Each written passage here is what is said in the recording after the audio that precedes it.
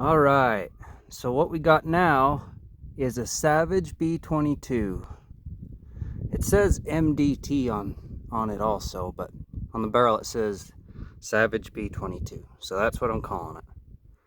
This is an amazing gun. I got a Trigicon scope on there. But what we're doing today is we're shooting a few different types of ammo. I've got some 22 subsonics.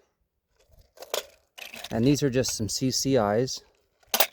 And this is another brand of CCI, but they're like wax bullets. Well, let's see how it goes. So first, let's shoot this CCI clean.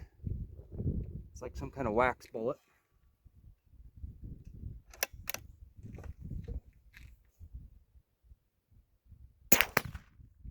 Pretty quiet because of the suppressor. Now let's compare it to this little short. And this is, it's tiny. So.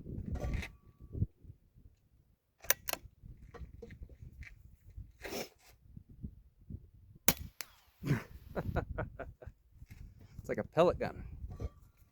Anyway, tell me what you think.